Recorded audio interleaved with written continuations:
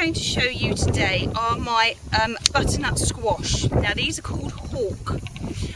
I'm going to plant these in between my sweet corn so that they'll go across and they'll cover the soil and hopefully, fingers crossed, they'll stop the weeds coming through. These two do tend to work very, very well together. Any form of squash or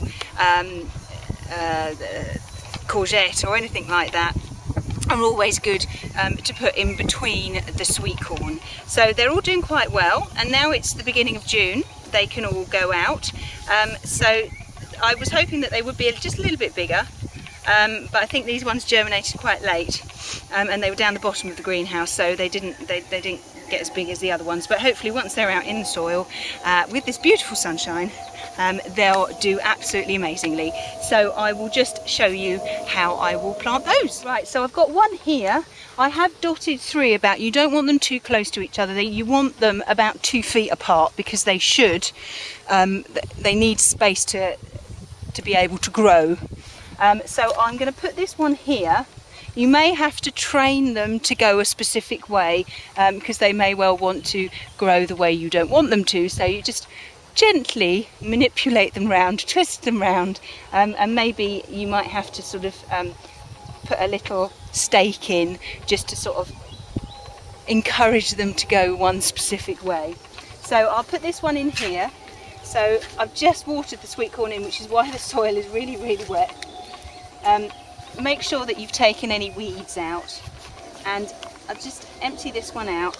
These have actually been sitting in water all night, so they are quite very, very wet actually, but you can see the roots are coming out. There will be some working their way down, but once they're in the soil then they'll be okay. So we'll pop it in and make sure that you bring the soil back round so it's the level that it was in the pot. Okay, give it a push down. Okay, I would say give it a water in, but because this one is so wet, I won't.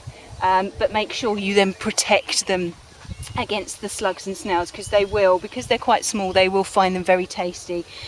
You'll only need to do that for a little while, because if you do put slug pellets down, once those slug pellets have gone, because the plant will then be quite big, it will be too big for the slugs and the snails to attack it. So usually after that it's okay, but if it's still quite small, then maybe put a few more in.